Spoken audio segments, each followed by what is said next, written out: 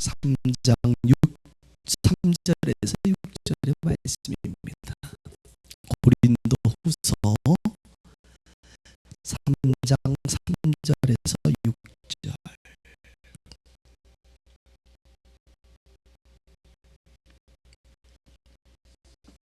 신약 성경 288페이지.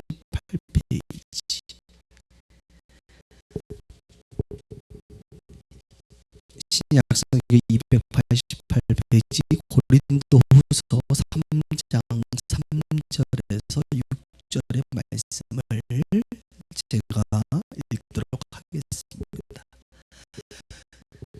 너희는 우리로 말미암아 나타난 그리스도의 편지니 이는 먹으로 쓴 것이 아니요 오직 살아계신 하나님의 영으로 쓴 것이며 또 돌판에 쓴 것이 아니요 오직 육의 마음판에 쓴 것이라. 우리가 그리스도로 말미암아 하나님을 향하여 이 같은 확신이 있으니 우리가 무슨 일이든지 우리에게서 난 것 같이 스스로 만족할 것이 아니니 우리의 만족은 오직 하나님께로부터 나느니라. 그가 또한 우리를 새 언약의 일꾼 되기에 만족하게 하셨으니 율법 조문으로 하지 아니하고 오직 영으로 함이니 율법 조문은 죽이는 것이요 영은 살리는 것이니라. 아멘. 예. 오늘 설교의 제목은 새 언약의 일꾼이라는 제목으로 말씀을 나눕니다. 지난주에 노원 갈매 연합 예배를 우리가 드렸지요. 여러분 감동과 기억을 하고 계시는지 모르겠는데 지난주에 짧게나마 제가 고린도전서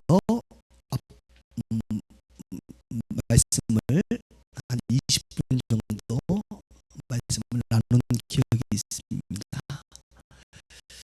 사도 바울에게 고린도 교회는 아주 특별한 의미가 있는 참으로 수고한 그런 교회이죠. 그래서 그 교회가 어느 교회보다 잘 되기를 원하고 그곳 안에 있는 성도들이 행복한 신앙생활을 하기를 원했을 것입니다. 그럼에도 불구하고 4-5년의 시간이 지났을 때에 잘못된 가르침과 인간의 육신의 연약함들 가운데 있는 성도들의 모습 가운데 특별히 문제들이 발생하기 시작했습니다. 그런 고린도 전서는 그런 교회 내의 수많은 문제들에 대한 사도 바울의 답변이면서 동시에 가르침이기도 합니다. 여러분 문제가 없는 것이 아니죠. 사람이 모이면 다 문제가 있습니다. 중요한 것은 그 문제를 어떻게 풀어가는 것이냐. 그리고 그 문제를 대할 때에 교회의 본질인 사랑이 있느냐. 이것을 말하는 사랑이 있느냐. 문제가 해결됐다 하더라도 사랑이 없으면 여러분 뭐 그렇게 대단한 것이겠어요. 때로는 문제가 있다 할지라도 사랑이 있으면 여러분 그 본질을 붙잡고 있는 것이죠. 우리가 가정 안에서도 마찬가지예요. 여러 가지 문제가 있다 할지라도 여러분, 우리 가족들이 서로 사랑한다면 그것이 매우 중요한 것이다, 이렇게 말씀을 드릴 수가 없습니다. 사랑이 없으면 아무것도 아니다 라는 사랑의 강조를 고린도전서에서 바울이 한 것을 우리는 봅니다. 고린도 후서에는 이런 교회들의 문제에 대해서 전서에서 해결하고 나서 고린도 후서는 과연 예수 믿는다는 성도들의 정체성이 무엇이냐, 조금 더 높은 차원으로 바울이 가르쳐주고 있습니다. 성도들의 존재, 성도들이 얼마나 가치 있는 존재인 것을 바울은 설명해주고 있어요. 저는 신앙생활하면서 많은 사람들에게 이렇게 물어봐요. 예수 믿으십니까? 하면 예수 믿는데, 예수 믿으면 그리스도인이시겠네요. 네, 그렇습니다.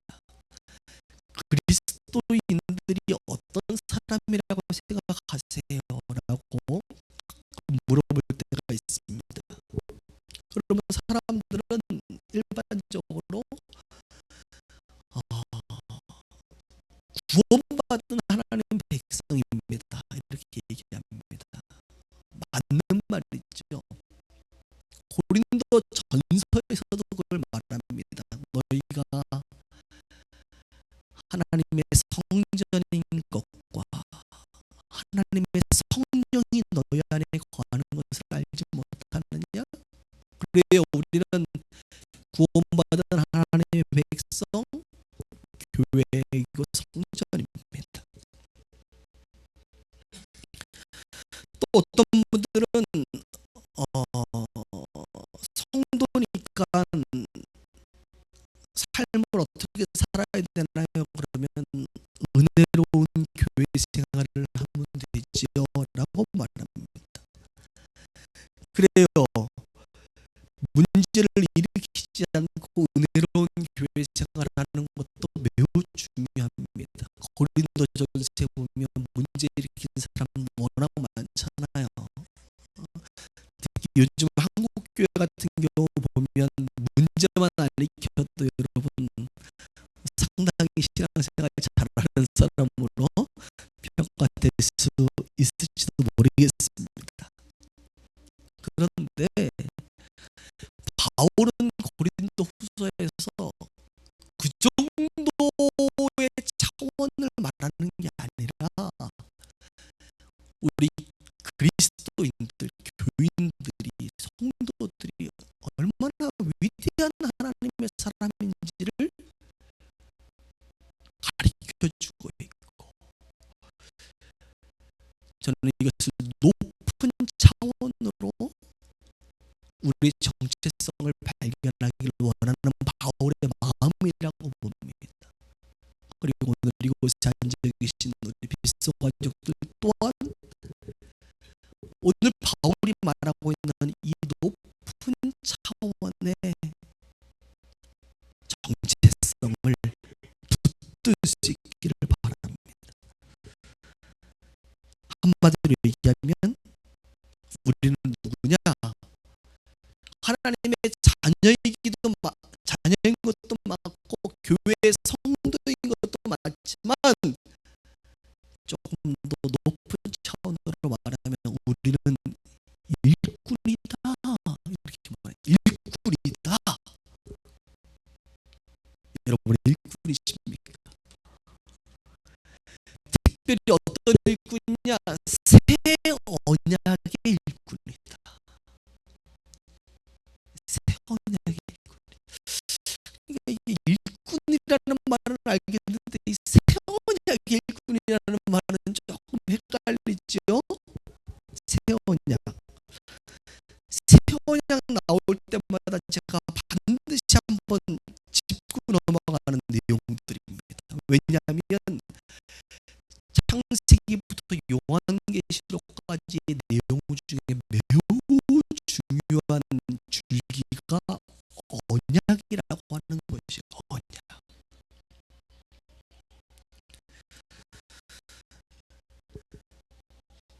새 언약이 있으면 무슨 언약이 있겠어요? 옛 언약이 있습니다. 여러분, 옛 언약. 그러니까 옛 언약이 뭔지를 알아야만 새 언약이 뭔지를 알 수 있겠죠. 옛 언약의 내용은 출애굽기 19장에 나오는데, 하나님께서 애굽에서 종살이 하던 이스라엘 백성들에게 나타나셔서 모세를 통하여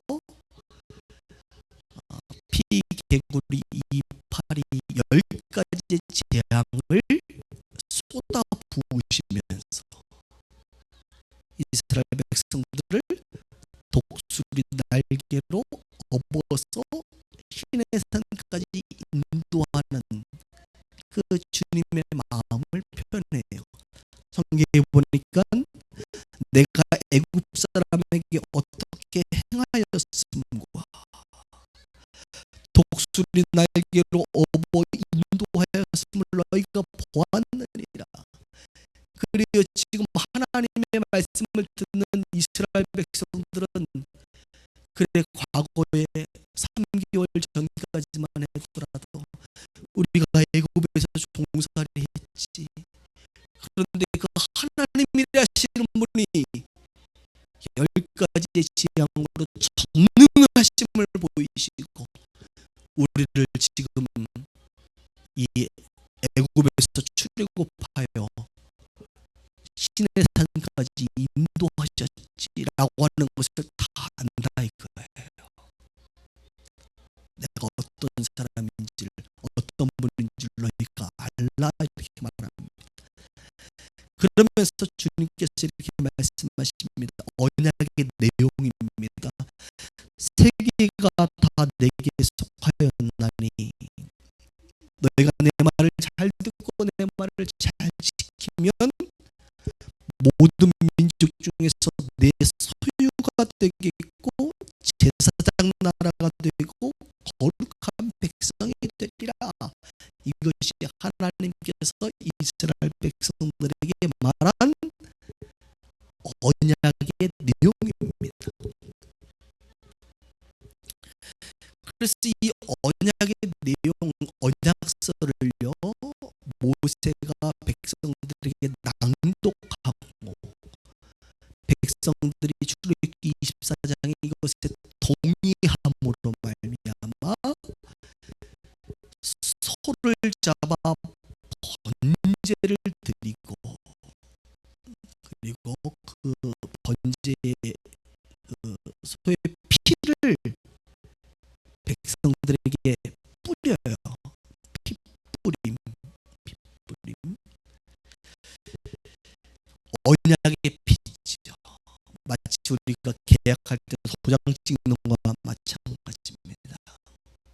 그렇게 하고 하나님과 더불어 모세와 아론과 아담, 나비요, 그리고 70인의 장로들이 하나님과 더불어 함께 먹고 마시고 하나님을 보게 됩니다.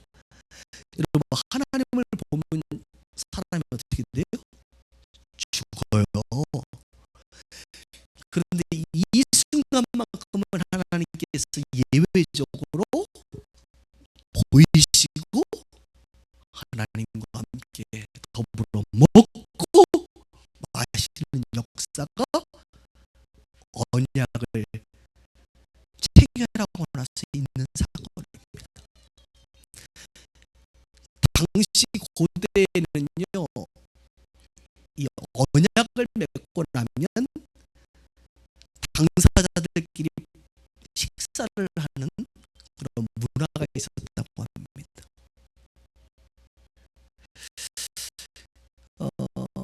지금 우리가 때도 성찬식을 하잖아요. 성찬식. 성찬식이 뭐겠어요? 바로 예수 그리스도를 믿는 언약된 백성들이 예수 그리스도 안에서 함께 먹고 함께 마시는 것. 이것이 바로 구약 때에 있었던 일과 마찬가지입니다.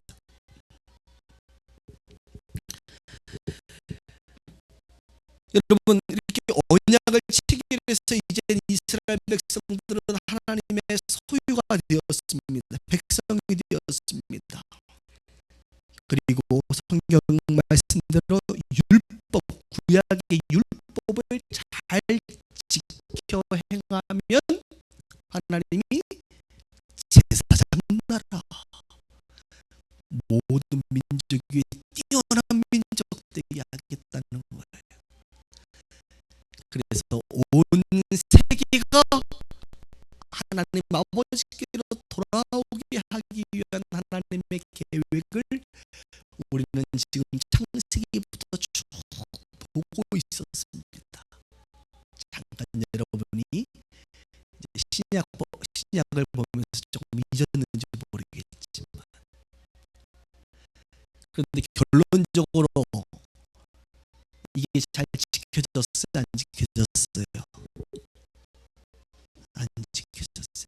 이 계약이 잘 수행이 됐습니까? 계약 내용이? 그렇지 않아요.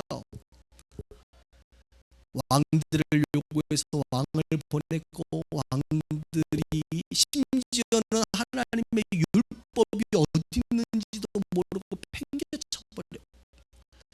자기의 속에는 옳은 대로 행함으로 말미암아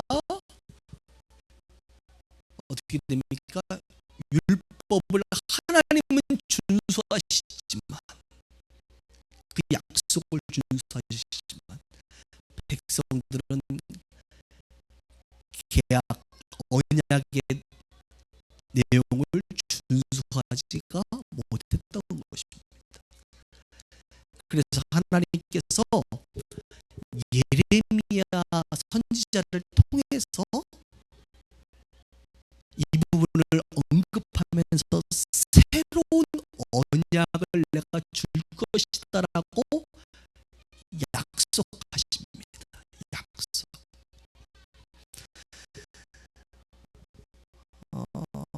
예레미야 31장 31절에 보면 이렇게 성경은 말하면 그들이 내 언약을 깨트렸습니다.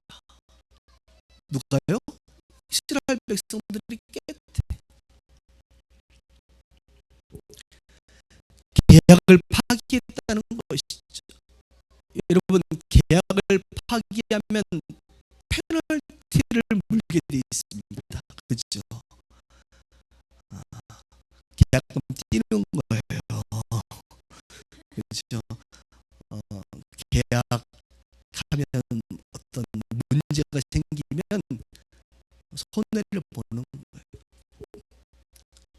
이것이 무엇이었는고? 하나님과의 계약을 파기하고 자기 멋대로 살아가는 이스라엘 백성들에게 하나님께서 징계하시게 되지, 페널티를 물게 합니다. 이것이 바로 포로 생활이에요. 그들은 하나님의 말씀을 잘 지켜 제사장 나라가 되어야 되는데 어떤 나라가 되었습니까? 포로가 되어버렸어요. 너무나 또 반대가 된 것이죠.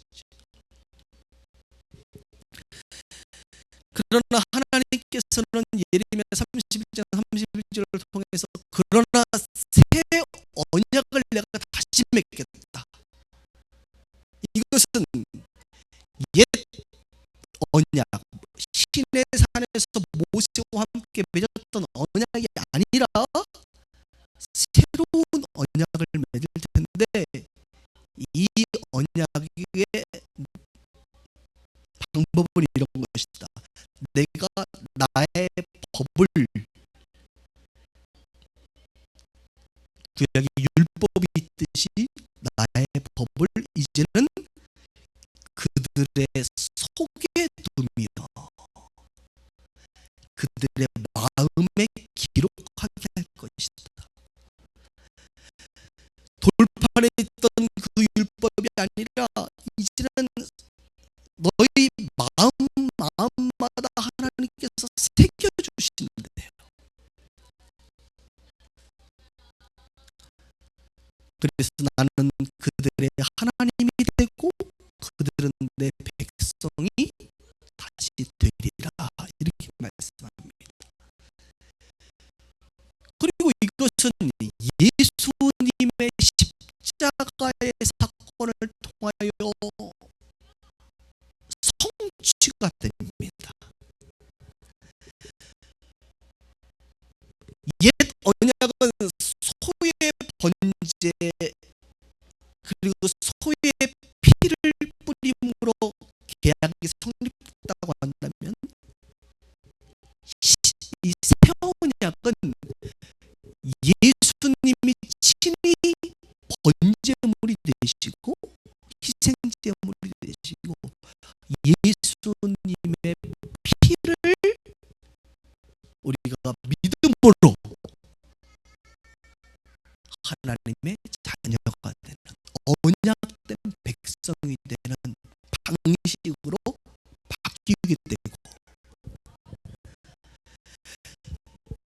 하나님의 언약된 백성은 구약으로 얘기하면 율법, 돌판에 새겨준 율법을 지켜 행할 때에 제사장 나라가 되지만, 새 언약의 백성은 예수 믿고 난 이후에 우리 안에 성령님이 찾아오셔서 이 성령님께서 깨닫게 하시고 말씀하시고 우리의 심령에, 우리의 마음판에 새겨주시는 그 새로운 성령의 말씀, 진리의 성령이신 그분의 말씀을 따라 살기 시작하면 우리가 제사장 나라가 되는 거예요. 이해가 되십니까? 예, 오늘은 날씨도 지금 안에가 좀 덥고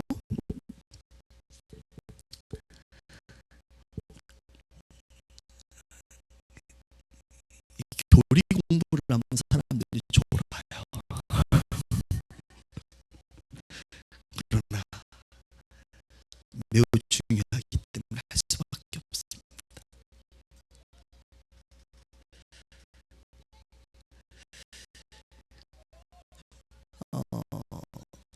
이제 구약은 율법을 지켜 행해야 되지만 신약 때에는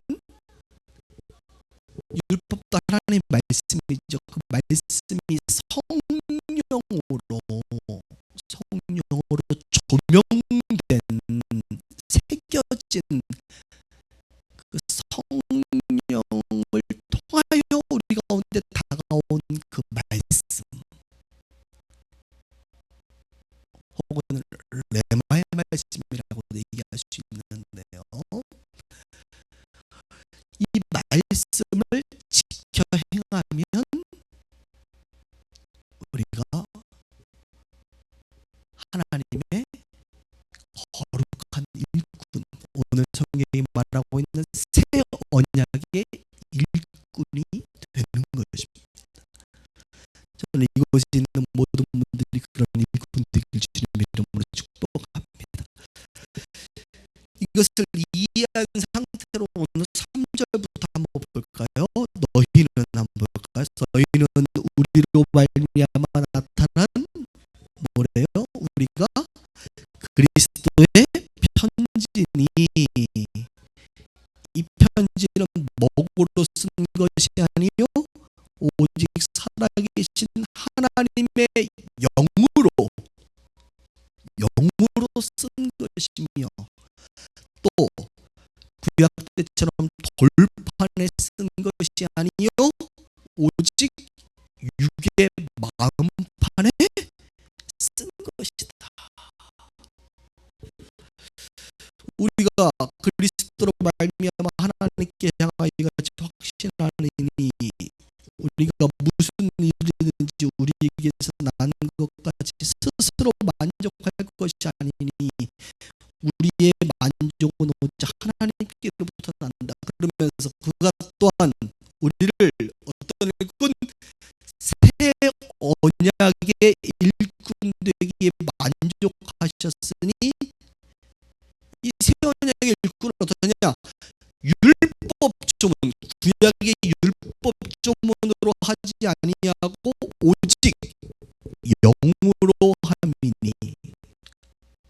자, 그 다음 뭐래요? 율법조문은 뭐 하는 거래요? 죽이는 것이요, 영은 살리는 것이다. 여기서 갑자기 뭘 죽여, 갑자기 무섭다, 뭘 죽인대. 율법이 우리를 죽인다? 율법이 그거 안 좋은 건가 우리한테? 우리는 죽인다라고 하는 이 개념을 잘못 이해하면 여러분 안 됩니다. 제가 설명을 좀 해드릴게요. 죽인다는 게 뭘 얘기하는 건지. 여기 보니까 그리스도의 편지다 이렇게 말합니다. 그러니까 저와 여러분들이 그리스도 예수님의 편지래요. 편지. 자, 여러분은 예수님의 편지입니까? 내가 예수님의 편지인가? 제가 편지를요 결혼하기 전까지는 많이 받아봤어요.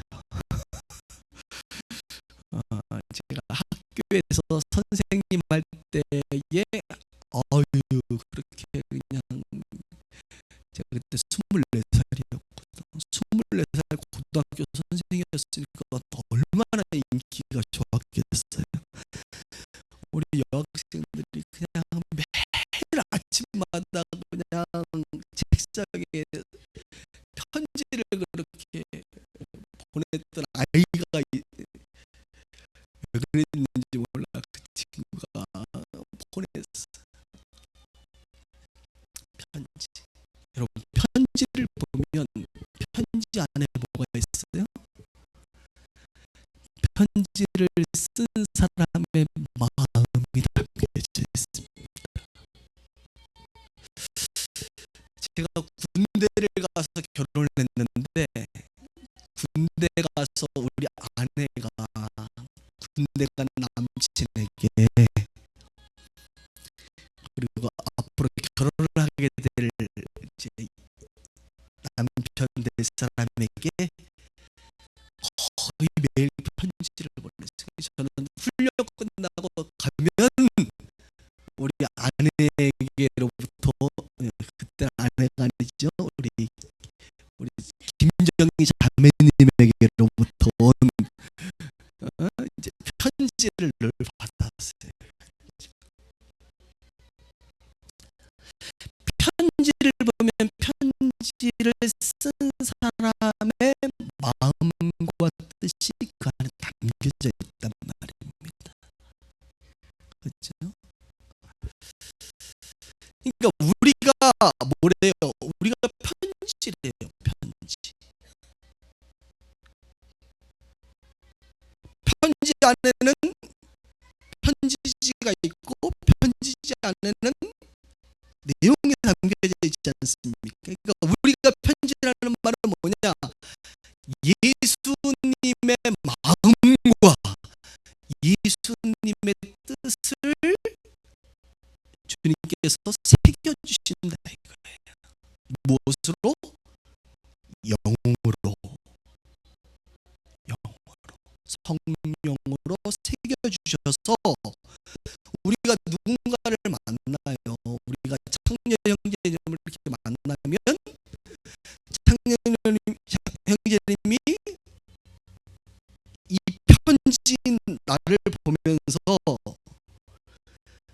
예수님을 의 마음과 예수님의 뜻을 읽는다 이거죠. 읽는다. 편지를 읽는 거니까.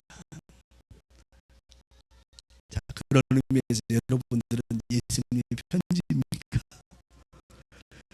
누군가 여러분들이 예수님을 만나면, 여러분들을 만나면 주님의 마음과 생각과 뜻을 읽습니까?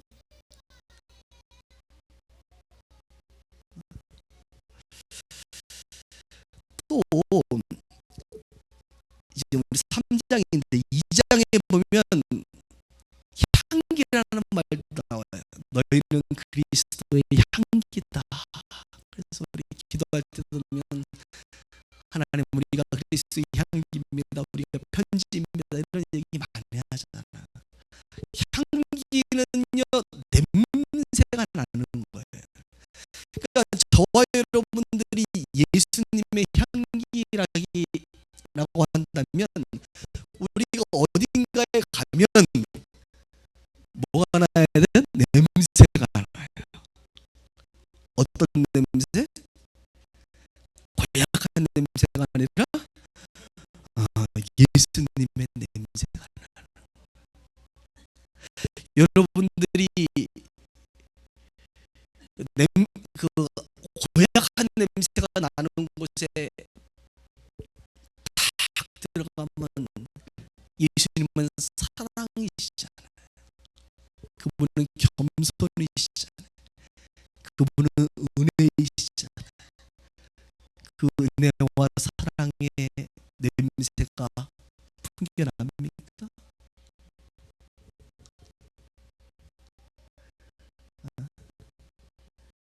여러분의 자동차나 뭐 화장실 같은 데 이렇게 방향제 넣잖아요. 냄새가 난다. 고약한 냄새가 나는 그 어두운 세상 가운데 저와 여러분들이 들어가면 향기로운 냄새가 나는 거예요. 저와 여러분들은 그리스도의 향기입니다. 근데 자꾸 그리스도의 편지라고 그러고 향기라고 그러는데 자꾸 아닌 것 같죠, 내가. 이제 이게 우리의 한계요 문제라는 것이죠.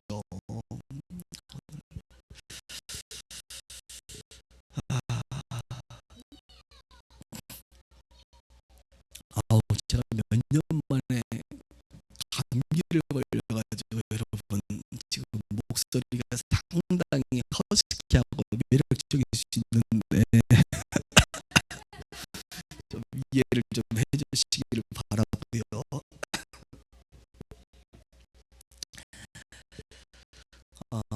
이것이 아까 새 언약에 대한 성취죠. 하나님께서 마음판에 여기 보니까 새겨주시는데 다른 사람에게 편지로서 우리가 전달되는데 향기로서 전달되는데 5절에도 보면 우리의 만족은 오직 하나님께로부터 난다. 이 만족이라는 단어가 원래의 의미는 자격이라는 거예요. 그러니까 우리의 자격, 이렇게 그리스도의 편지라고 하는 이런 자격은 나의 노력에 의해서 된 것이 아니라 오직 하나님께로부터 난 것이다. 우리에게 구원을 선물해 주신 것이 주신 분은 나의 의지와 노력과 나의 나됨 때문이 아니라 오직 하나님의 은혜다. 그것입니다.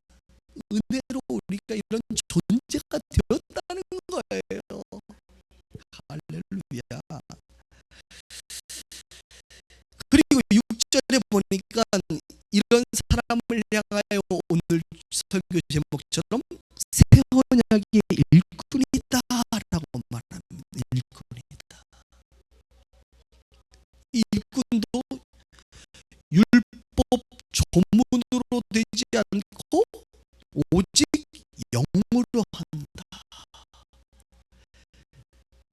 일꾼 되는 것은 구약의 율법을 막 우리가 그것을 막 지켜 행하고 막 이렇게 되는 게 아니라 오직 영으로 성령께서 새겨주신 그 새로운 진리를 따라 되는 것이고, 율법 조문은 용도가 뭐래요? 죽이는 것이고 영은 살리는 것이다. 자, 오늘 이거 하나 여러분 정확히 알고 가셔야 되는데, 아니 목사님, 구약의 율법도 하나님의 말씀인데 왜 율법이 우리를 죽여요? 좋은 거 아니에요? 좋은 하나님의 말씀이에요. 그 용도가 어떻게 쓰이는 거, 우리를 죽인다라고 하는 것은 무엇이냐면, 이 율법을 대할 때에 율법 많은 것 중에 핵심인 중에 핵심인 10계명만 벗도 마찬가지. 여러분 성경 뒤에 보면 10계명이 있잖아요. 1계명부터 10계명을 찬찬히 양심껏 정직하게 읽어보시란 말이에요. 그러면 내가 뭐예요? 죄인인 것을 깨닫는단 말이에요. 그러니까 율법은 나로 하여금 죄인인 것을 깨닫게 해서 나를 어디로? 예수님께 인도하여 예수님과 함께 죽여요. 예수님과 함께 나를 죽인단 말이에요.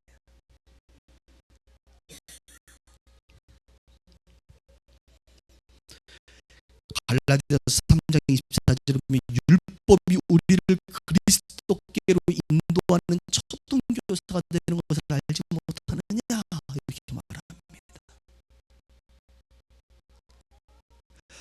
너희가 만일 성령이 인도하는 바가 되지 아니하면 율법 아래 있는 것이다라고 말합니다. 자, 보세요.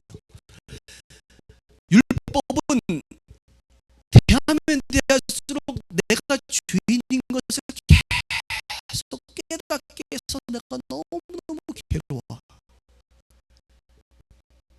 그래서 이 죄의 문제를 해결하게 하시는 예수님께로 가게 하고, 예수님의 십자가에 죽으신 그 예수님과 함께 나도 죽는 거예요. 그러니 율법은 나를 어떻게 해요? 죽이죠. 누구와 함께? 예수님과 함께. 좋은 의미라는 거 알고 계십니까? 그리고 다시 살립니다. 예수님께서 3일 만에 부활하신 것처럼 이 부활은 하나님의 영으로 된 것이거든요. 그 하나님의 영으로 예수님께서 부활하신 것처럼 우리를 이 영은 살려요.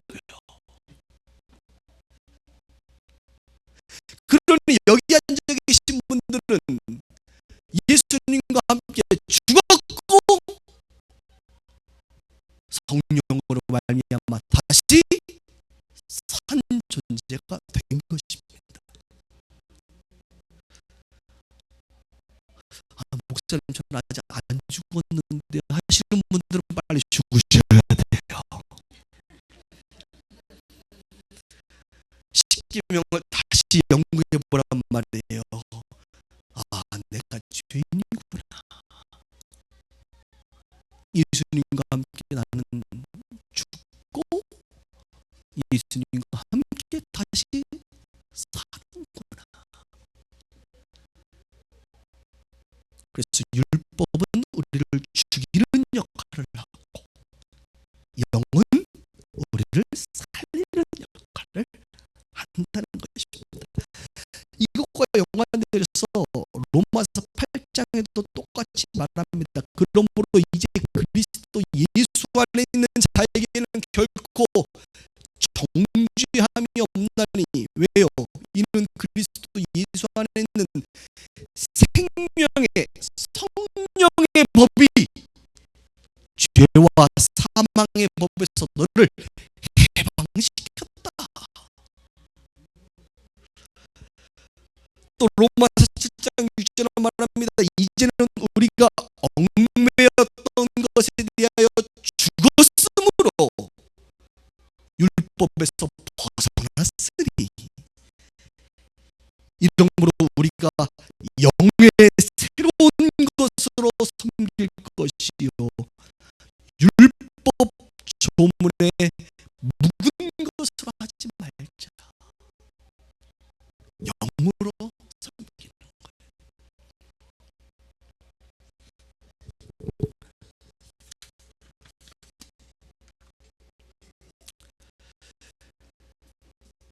그래서 우리가 이제 영으로 살아가고 영으로 섬기고 영으로 생각하고 영의 말씀을 따라 살아가는 사람을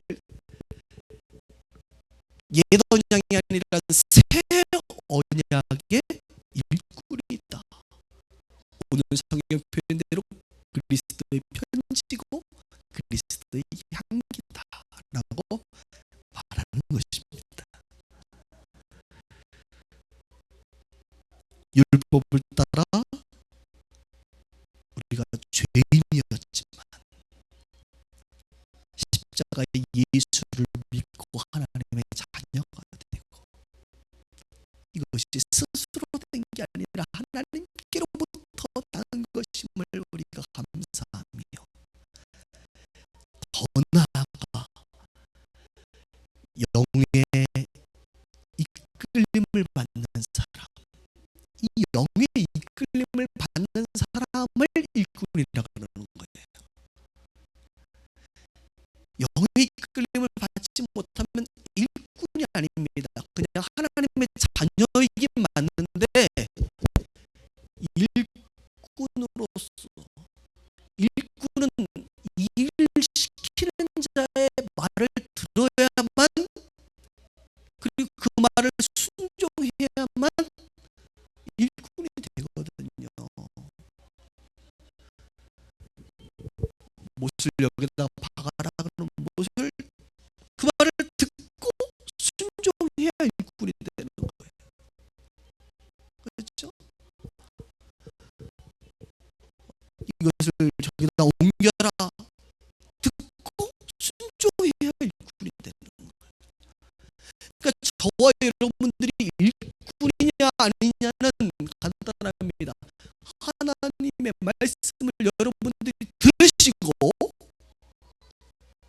순종하면 일꾼이 되는 거예요. 어렵나요? 근데 어려워요. 왜냐하면 안 들리니까. 주인이 말하는 게 안 들리니까 이게 어려워. 또 들려도 순종하고 싶은 마음이 들긴 하지만 순종을 안 하니까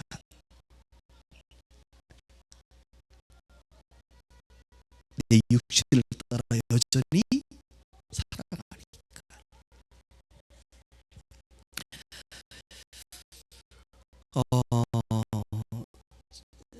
제가 우리 빛과 소금의 교회 식구들에 대한 교육 목표가 있습니다. 여러분, 학교에서 보면 선생님들이 저희 교회도 이제 뭐 교육 공무원도 계시고 선생님들도 계시고 그러잖아요.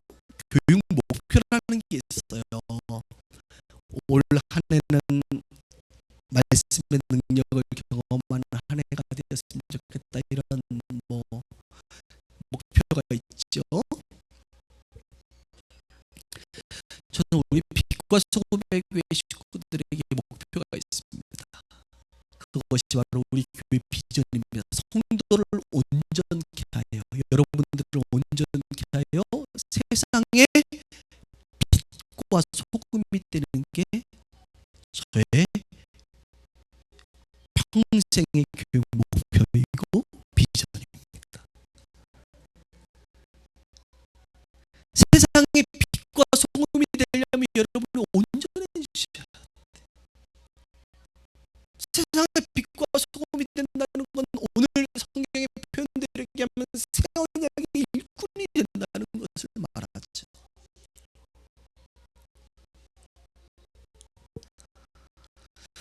제가 청년 집회를 이제 최근에는 이제 외부 집회를 잘 안 나가지만 이제 우리 교회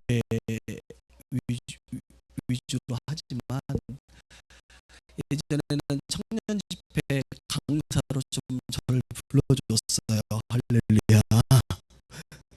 요즘 이제 청년들하고 좀 소통이 안 되는지 잘 안 부르는 것 같기도 하는데, 가서 항상 하는 그 설교들 중에 아주 중요한 주제를 한 번씩 다룹니다. 바로 그것은 무엇이냐? 하나님의 이 말씀을 듣는 부분에 대해서 사람들이 하나님의 말씀을 듣고 싶은데 어떻게 들어야 될지 모른단 말이에요. 그래서 그 부분을 이제 특강을 제가 해주는데, 이런 질문을 해요. 청년들한테, 여기 청년들 앞에 둘이 있는데 하나님 음성 듣기를 원하니? 응? 네. 그러면 청년들이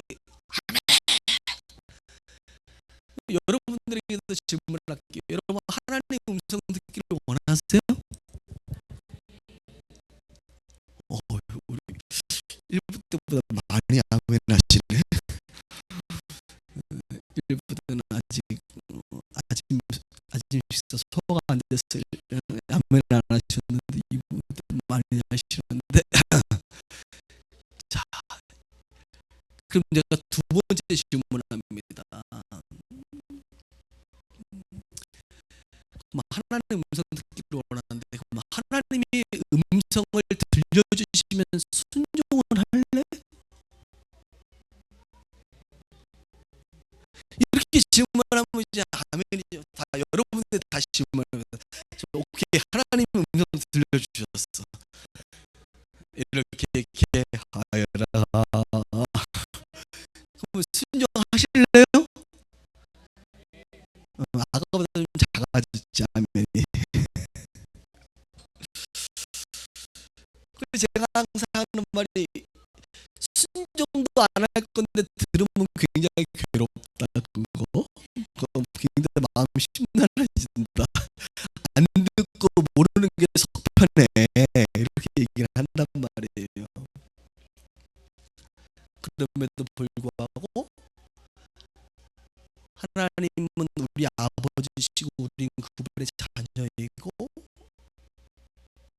양은 목자의 음성을 듣는 법이기 때문에, 또 진리의 성령이 우리 안에 거하셔서 그 성령님의 도움으로 하나님의 음성을, 하나님의 뜻을 우리가 분별하고 알 수 있다, 이것입니다. 다들 원한단 말이에요. 그럼 여러분, 중요한 게 있어요. 듣는 훈련보다 더 중요한 게 뭐냐? 순종하는 훈련입니다.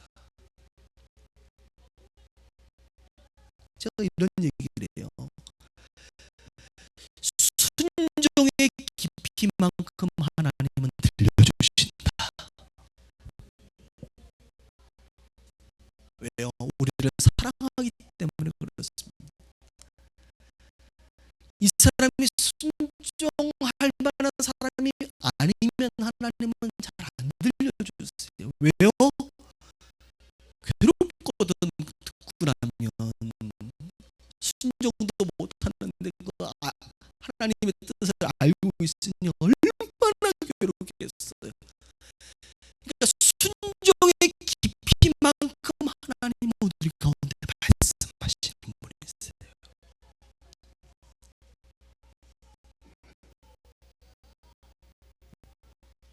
여러분, 순종의 깊이를 더 깊이 순종의 삶을 사시길 주 이름으로 축복합니다. 그러면 하나님께서는 여러분들에게 여러분들이 알지 못하는 깊은 하나님의 뜻과 진리를 여러분들 가운데 말씀하실 거예요. 그래서 이 듣고 순종하는 훈련을 저는 청종이라고 하고 청종 훈련이다 이렇게 말합니다. 저희 교회의 중요한 목표예요. 우리 성도들은 다 듣고 순종하는 사람 되었으면 좋겠어요. 우리 빗소 교회는 여러분 다른 교회보다 유별나게 순종을 잘하는 교회 아닙니까? 할렐루야. 저는 그렇게 생각해요. 우리 교회는 참 성도님들이 순종을 너무너무 잘하는 교회다. 그래서 이제 앞으로는 듣는 훈련을 좀 더 강화시켜야겠다. 그래서 여러분 앞으로 수요일 날요, 이제 내년부터 수요일 날 제가 지금 수지 가서 예배를 매주 수요일 날 오전 2시간, 저녁에 2시간 이렇게 하거든요. 내년부터는 격주로 가고, 격주로는 이곳에서 우리 갈매성전에서 오전에 10시부터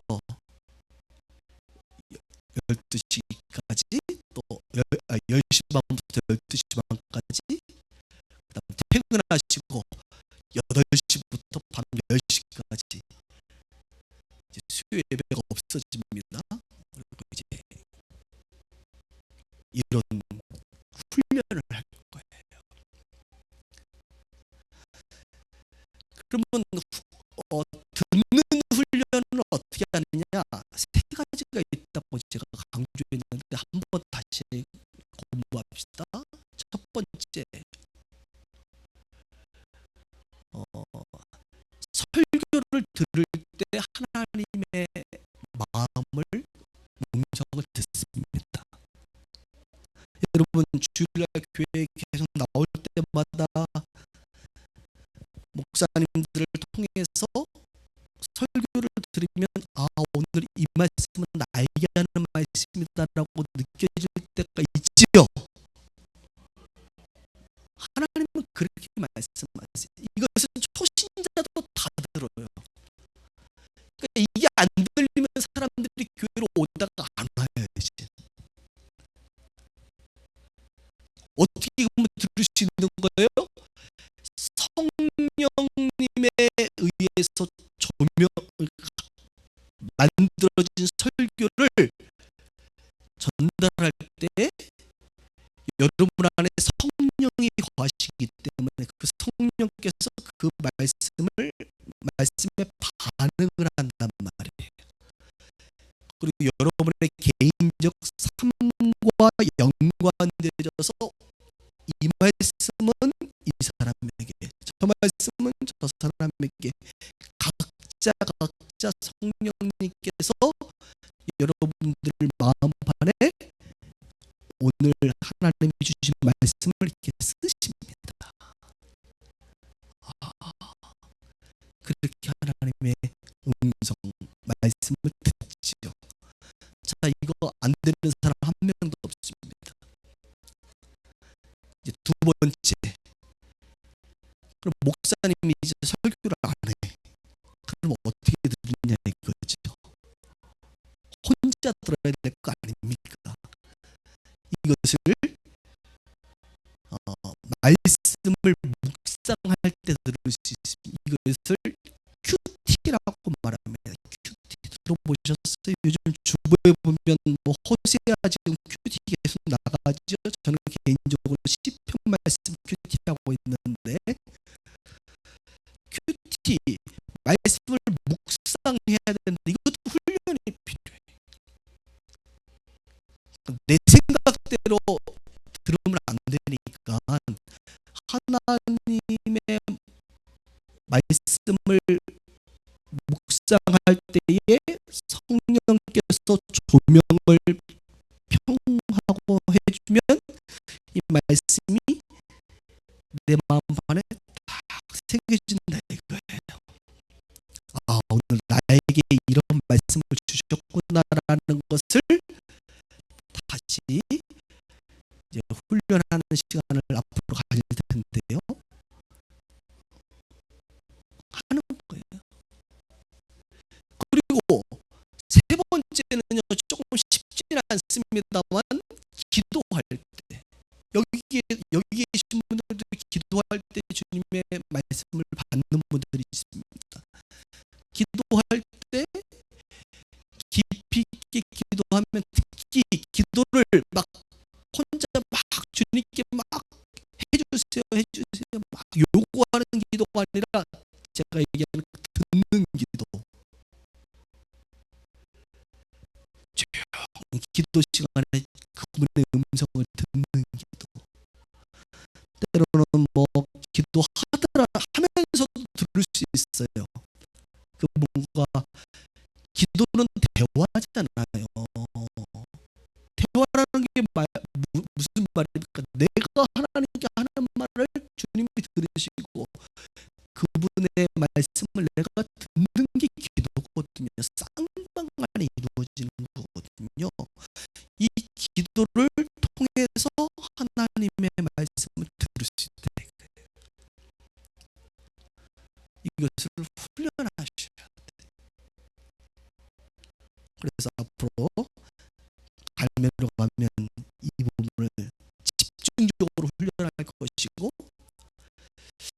보니까 한 3년, 한 1년 정도 훈련하면 대부분 큐티를 통해서든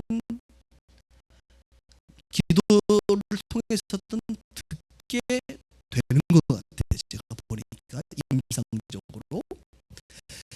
그리고 1년에 한 3년 정도 하면요, 이제는 사역자가 돼요. 자, 사역자가 뭐냐? 사역자는 다른 사람에게 하나님의 말씀을 전달해 주는 게 사역입니다. 전도 사역이죠. 십자가의 복음의 사건을 다른 사람에게 전달해 주는 것, 이게 사역이에요. 설교가 사역입니다. 왜? 하나님의 말씀을 전달해 주는 게 사역이에요. 기도를 통해서 다른 사람에게 하나님의 말씀을 대언 전달해 주는 게 사역입니다. 아니, 다른 건 안 될까요? 그냥 상담해 주면 안 될까요? 물론 상담을 통해서도 지혜를 전달해 줄 수 있겠지만, 우리는 하나님의 말씀이 어떻길래, 하나님의 말씀은 살았고 활력이 있어 좌우의 날선 어떤 검보다도 예리하여 영과 혼과 관절과 골수를 찔러 쪼개기까지 하며 마음의 생각과 뜻을 판단하는 것이 바로 말씀이라 이거죠. 믿으십니까? 하나님의 말씀이 가장 강력한 무기고, 하나님의 말씀이 그 사람을 위로하는 가장 강력한 위로의 무기라는 것을 알죠. 하나님의 말씀이 가장 강력한 말씀을 전달해 줄 수 있다면 우리는 바로 사역자가 되는 거예요. 이거 목사님 뭐 전달을 해주려면 내가 먼저 알아야 되는데 내가 알지도 못하는데요. 이렇게 생각하시는 분들은 이제 신앙생활하면서 빗소교회 교육 목표인 새 언약의 일꾼으로 성장하시길 주님의 이름으로 축복합니다.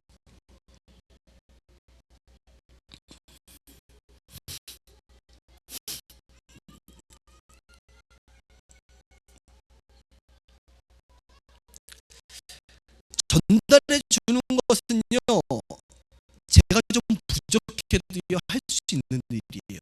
보세요. 목사님의 인격이 좀 부족합니다. 뭐 그렇지만 주님께서 전달을 하도록 하는 것만큼은 그래도 할 수 있는 일이에요.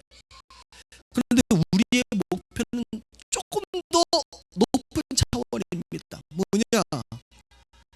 예수님께서 말씀을 전달해 줌으로 제자들을 가르쳤고 복음을 전했던 것뿐만 아니라 그분의 삶 자체로,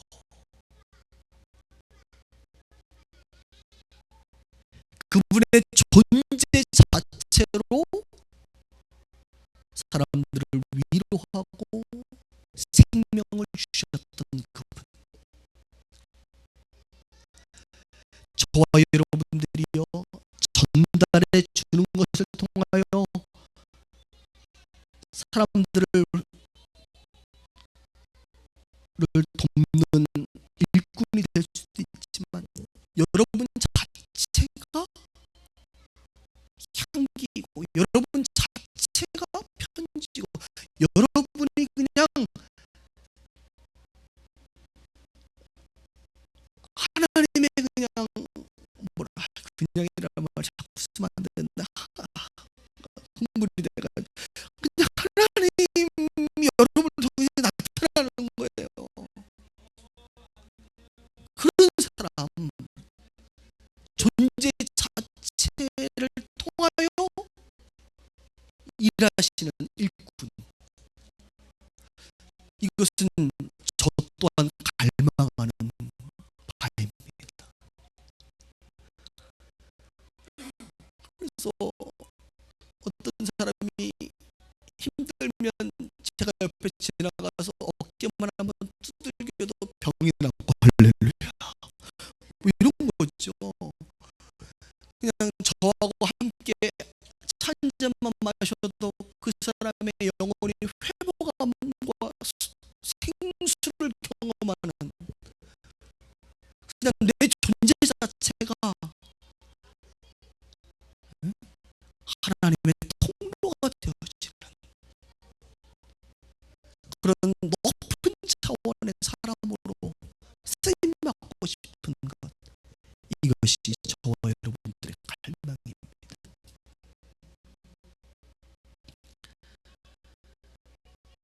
목사님이니까 이런 얘기 하지 마세요. 단지 부르시는 자리가 다른 거예요. 저는 교회라고 하는 곳으로 불렀고 여러분들은 직장, 가정, 사업자, 그렇죠? 지역, 자녀들, 여러 곳으로 불렀단 말이에요. 그 부른 곳에서 우리가 새 언약의 일꾼으로 쓰임받아야 되는 것, 이것이 하나님이 우리를 향한 기대라고 말할 수가 있습니다. 오늘 본문이 좀 이해가 되시나요? 옛 언약과 새 언약, 말씀을 좀 정리할게요.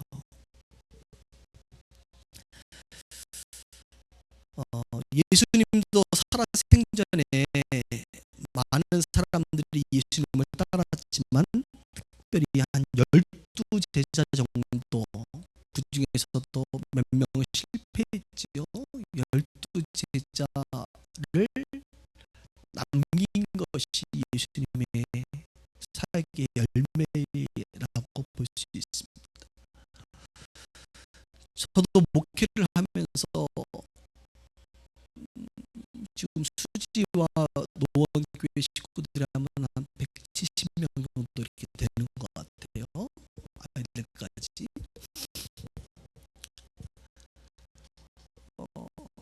그러나 제 마음에 간절한 소망이 있습니다. 뭐냐?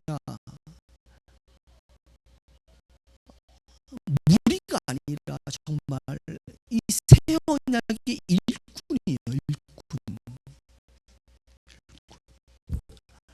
이런 일꾼들 좀 보고 싶어요. 그리고 이 일꾼들이 이렇게 보여지기 시작합니다. 할렐루야. 얼마나 좋은지.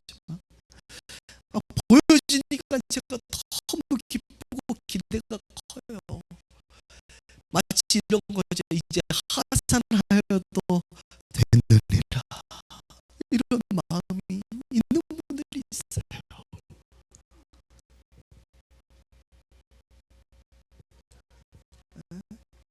거룩한 하나님의 새 언약의 일꾼이죠.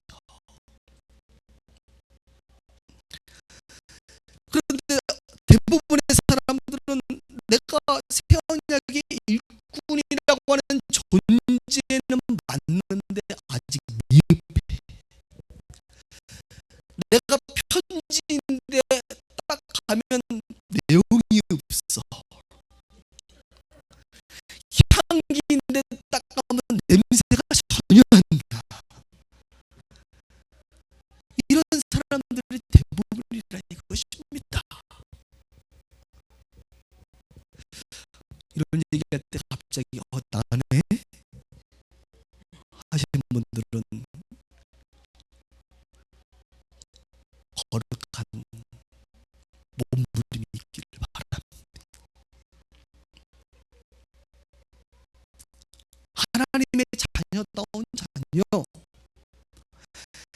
새 언약의 일꾼다운 일꾼, 그런 사람 되기를 오늘 바울은 말하고 있죠. 고린도전서의 교회의 문제들을 풀어가고 교회를 조금 잘 이끌어가는 그런 정도가 아니라, 우리 교회를 얘기하면 성전 이전하는데 쓰임 받고 우리가 교회 부흥하는데 일조하는 정도가 아니라, 여러분 한 사람 한 사람이 새 언약의 일꾼으로, 일꾼다운 일꾼으로 세워지기를 바울은 원하고, 고린도 교회를 향하여 저 또한 우리 비스트 교회 식구들을 바라볼 때 그런 마음이 있습니다. 주님, 우리가 많이 부족하지만